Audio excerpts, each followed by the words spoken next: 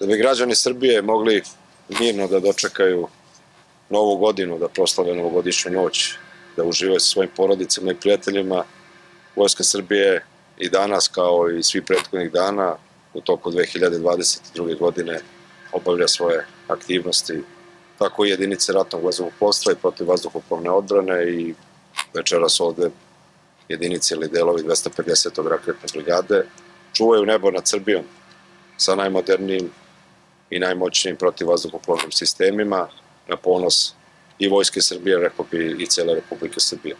I uverio sam se i večeras, obilazeći ovde jedinicu okoline našeg glavnog grada sa načelnikom Generalštaba, generalom Musilovićem i generalom Žarkovićem, komandantom RVA i PVO, da Vojska Srbije je i obučena, i opremljena, i sposobna, i odlučna, i hrabra da štiti nebo nad Srbijom.